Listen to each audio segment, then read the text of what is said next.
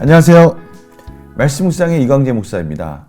저희는 저번 주에 요단 동편에 있는 그 두 지파와 반지파, 르우벤, 갓, 므낫세 반지파가 요단 동편 쪽에 제단을 쌓은 것에 대해서 그러한 것에 대한 아픈 추억이 있는 이스라엘 백성들이 그 일로 인해서 공동체 전체가 아파할 수 있을 것 같은 그러한 재앙을 미리 막기 위해서 전쟁을 불사하는 그런 준비를 하고 있었는데요. 그 전에 다행히도 비느하스를 중심으로 사절단을 파견하는 그 장면까지 저희들이 보았습니다. 오늘은 그 요단 동편에 있는 그 지파의 수장들이 자신들이 그 제단을 쌓은 그 이유에 대해서 설명하는 부분을 저희들이 같이 보게 됩니다. 오늘 말씀을 통해서 또 하나님께서 저희에게 들려주시는 음성은 무엇인지 그 메시지를 같이 들으면서 저희들 삶 속에 적용하는 또 귀한 시간 갖도록 하겠습니다. 제가 기도하고 시작하겠습니다. 하나님 감사합니다. 오늘도 하나님께서 저희들에게 귀한 말씀 주셔서 이 말씀으로 또 오늘 하루를 엽니다. 저희들에게 힘과 능력을 주시옵시고 성령님 조명하여 주셔서 하나님의 뜻을 밝히 알게 하여 주시옵소서. 감사드리며 예수님의 이름으로 기도드립니다. 아멘. 제가 여호수아 22장 21절에서 27절 말씀까지 보도록 하겠습니다. 르우벤 자손과 갓 자손과 므낫세 반지파가 이스라엘 천천의 수령들에게 대답하여 이르되 전능하신 자 하나님 여호와 전능하신 자 하나님 여호와께서 아시나니 이스라엘도 장차 알리라. 이 일이 만일 여호와를 거역함이나 범죄함이거든 주께서는 오늘 우리를 구원하지 마시옵소서. 우리가 제단을 쌓은 것이 돌이켜 여호와를 따르지 아니하려 함이거나 또는 그 위에 번제나 소제를 드리려 함이거나 또는 화목제물을 드리려 함이거든 여호와는 친히 벌하시옵소서. 우리가 목적이 있어서 주의하고 이같이 하였노라. 곧 생각하기를 후일에 너희의 자손이 우리 자손에게 말해 이르기를 너희가 이스라엘 하나님 여호와와 무슨 상관이 있느냐. 너희 르우벤 자손 갓 자손아 여호와께서 우리와 너희 사이에 요단으로 경계를 삼으셨나니 너희는 여호와께 받을 분깃이 없느니라 하여 너희의 자손이 우리 자손에게 여호와 경외하기를 그치게 할까 하여 우리가 말하기를 우리가 이제 한 제단 쌓기를 준비하자 하였노니 이는 번제를 위함도 아니요 다른 제사를 위함도 아니라 우리가 여호와 앞에서 우리의 번제와 우리의 다른 제사와 우리의 화목제로 섬기는 것을 우리와 너희 사이와 우리의 후대 사이에 증거가 되게 할 뿐으로써 너희 자손들이 후일에 우리 자손들에게 이르기를 너희는 여호와께 받을 분깃이 없다 하지 못하게 하려 함이라. 아멘. 오늘 중요한 말씀을 통해서 그 일들에 대한 오해를 풀어주고 있습니다. 먼저 우리 스스로 여호와를 거역함이거나 범죄함이거든 주께서는 오늘 우리를 구원하지 마시옵소서. 우리가 혹시 다른 제단을 쌓고 다른 제사를 드리려고 한다는 것은 우리 스스로 우리는 하나님의 백성이 아닙니다 라고 말하는 것이니까 우리를 구원할 필요가 없습니다. 저희들을 구원하지 마시옵소서. 그렇게 말을 하는 것입니다. 그러면서 23절에는 더 강하게 말합니다. 여호와는 친히 벌하시옵소서. 자, 오늘 이 말씀의 핵심이 참 중요한데요. 오늘 이 말씀의 핵심은 뭘까요? 중요한 것은 이겁니다. 지금 이 요단 서편에서 요단 동편에 있는 지파를 지금 징벌하러 오기 전에 사절단을 파견한 이유는 뭡니까? 하나님이 원치 않은 제사를 드리지 말자 이 얘기를 지금 하려고 하는 것이죠. 근데 또 오늘 요단 동편에서는 또 요단 서편에서 온 사람들에게 말하기를 우리는 절대 그런 일을 할 사람들이 아니고 그렇게 만약에 했다면 우리를 벌어도 괜찮다라고 우리는 각오하고 있다. 다만 우리가 이 제단을 쌓은 것은 반대로 우리가 요단을 경계로 해서 우리와 하나님의 자녀 이쪽 서편에 있는 대다수의 지파와 관계가 없다라고 단절 짓거나 우리가 섬기는 여호와를 경외하는 것과 너희는 상관이 없다고 하거나 이런 후대에 하나님의 자녀로서 하나님을 섬기는 것에 있어서 혹시 이질감을 느낄 수 있을 것 같으니까 우리가 그 요단 서편에 있는 하나님의 제단과 같은 모형을 가지고 우리도 요단 서편에 있는 하나님을 경외하는 백성이다라는 것을 후대에 남기기 위해서 후대에 있는 모든 백성들이 우리가 하나가 됨에 있어서 변질되지 않도록 그렇게 우리가 상징적으로 이 제단을 쌓은 것이다 라고 지금 말씀하고 있는 것이죠. 참 중요한 의미가 있습니다. 첫 번째는 요단 동편이건 요단 서편이건 하나님 앞에 하나님께 온전히 드리는 예배, 하나님께 온전히 드리는 제사가 변질되는 것에 대해서 양쪽 다 두려워하고 염려하고 있다는 것이죠. 이것은 저희들에게 주는 중요한 첫 번째 메시지가 될 수 있습니다. 두 번째는 하나님을 경외함에 있어서 동편과 서편이 혹시나 이질적으로 달라지고 그 예배나 하나님 섬기는 한 마음이 갈라지지 않을까 하는 두려움 때문에 특별히 다음 세대, 후대를 생각하는 마음이 지금 같이 있다는 것에 대해서 또 중요한 메시지가 있습니다. 그러나 어떻게 보면요, 하나님께서는 이미 이 모든 것들을 다 아시고 이스라엘 백성들은요, 모든 이스라엘 백성들은요 1년에 3번 하나님의 성전에 올라와서 하나님께 보이라고 하시는 하나님의 말씀이 있었습니다. 그러기에 이스라엘 백성들은 그것을 지키고 있죠.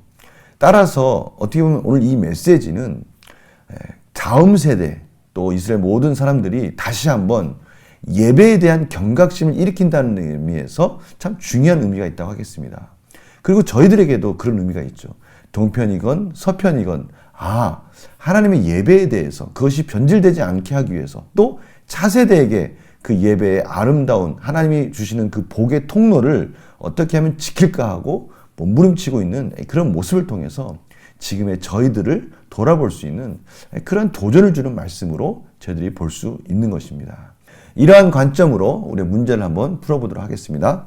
요단 동편의 세 지파는 무엇을 염려합니까? 오늘 보니까요 24절, 25절에 우리가 목적이 있다 이러면서 이렇게 얘기합니다. 후일에 너희의 자손이 우리 자손에게 말하 이르기를 너희가 이스라엘 하나님 여호와 무슨 상관이 있느냐? 첫 번째는 후손들이 이쪽 서편에 있는 후손들이 동편에 있는 후손들에게 요단 그 가르는 그 경계선을 중심으로 해서 우리는 이 약속의 땅에 있는데 너희들은 거기서 우리가 무슨 관계가 있느냐? 이렇게 말하는 게 두렵다는 것이죠. 그래서요 25절에 너희는 여호와의 분깃이 없다 이렇게 말할까 봐 두렵다는 겁니다. 왜냐하면 요단 이 경계선 때문에 그렇죠.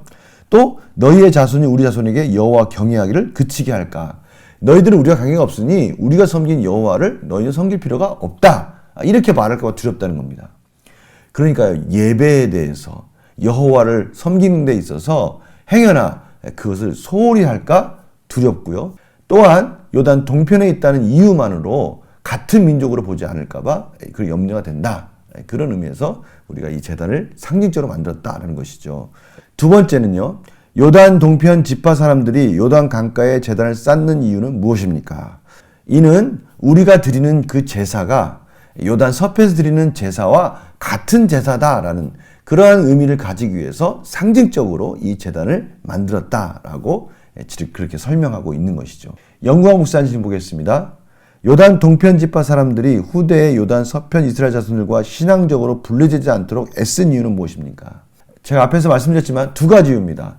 동편이든 서편이든 모두가 두려워했던 것은 뭐냐면 하나님이 원치 않는 제사를 드릴까 봐 하는 그런 염려였습니다. 또 하나는 요단 동편은 이런 걱정을 하고 있었던 거예요. 시간이 지남에 따라서 요단강을 중심으로 해서 너무나 갈라져 있는 이 부분 지형적인 것 때문에 요단 서편에 있는 대다수 지파가 혹시나 요단 서편에 있는 떨어져 있는 지파들을 여호와를 경외하는 것에 있어서 혹시나 이렇게 경시할까 봐 너희들은 여호와를 경외하는 분깃을 받지 않았다라고 그렇게 할까 봐 그것이 아니다. 우리 여전히 같은 제사를 드리는 같은 한 이스라엘 백성들로서 우리는 여기에 정착되어 있는 것이다 라는 것을 말하기 위해서 그 상징적인 것을 거기다 만들었다고 말하는 것이죠. 느낀 점 볼까요? 하나의 공동체임을 잊지 않기 위해 노력하는 요단 동편 지파를 보면 무엇을 느낍니까? 그러니까 오늘 보니까요. 중요한 핵심은 그거였어요. 하나의 공동체를 지키는 것의 핵심은 예배입니다. 예배. 그러니까 예배의 소중함을 지금 동편이든 서편이든 알고 있었다는 거예요. 예배를 통해서 하나가 되는 것이죠. 예배를 통해서 동일한 신앙과 동일한 믿음과 하나님을 동일하게 경외함으로 인해서 하나가 되는 건데요. 그것이 갈라질까 봐 지금 두려워하는 겁니다. 이것이 핵심의 핵심. 그러니까 저희들이 지켜야 될 것은 뭐냐면 예배입니다. 예배. 하나된 예배. 예배 속에서 진실된 하나님의 말씀이 선포되어야 되고요. 그 예배가 영과 진리로 드리는 정말 진실된 예배가 되어야 온 공동체가 하나가 될 수 있다는 겁니다. 그래서 이스라엘 백성들은 그 예배가 혹시나 하나님 원치 않는 예배가 될까 봐 두려워했던 겁니다. 또 그 예배가 얼마나 소중하냐면 그 예배가 하나님 안에서 하나가 되고 온전히 하나님께 영광을 돌리는 그 복된 예배가 될 때 우리가 서로 말하지 않아도 우리는 하나의 공동체가 되고요. 하나의 지체로서 서로가 서로를 사랑 안에서 품을 수 있는 하나됨이 이루어질 수 있다는 것이죠. 그래서 예배가 중요하다는 것을 지금 강조하고 있는 것이죠. 따라서요, 저희들은 오늘 말씀을 통해서 정말 예배가 소중하구나. 하나님께서 말씀 안에 하나가 되는 예배가 정말 소중하구나라는 것을 다시 한번 깨닫게 되는 것이죠. 우리는 이것을 지키기 위해서 목숨을 걸어야 되고요. 오늘 이스라엘 백성들처럼 우리는 이러한 복음주의적 예배를 다음 세대에게 물려줄 책임도 있다는 것을 깨닫게 되는 겁니다. 그래서 결단과 정의도 바로 그런 겁니다. 나는 코로나 팬데믹 이후 지체들과 함께 신앙생활을 하기 위해 어떤 노력을 합니까? 한 몸 된 공동체를 은혜를 누리기 위해 무엇을 결단하겠습니까? 저는 이것을 다 하나로 모아서요. 우리 팬데믹 상황 속에서 서로 연락을 하지 못하고 또 서로 이렇게 만나지 못해서 어려움이 있습니다. 그래서 저희들은요, 이제는 여러 가지 사정 속에서 예배를 드릴 수 있는 환경이 되었습니다. 이제 서로가 전화도 하고요, 또 안부도 물어보면서 예배를 온전히 살리는데 최선을 다했으면 합니다.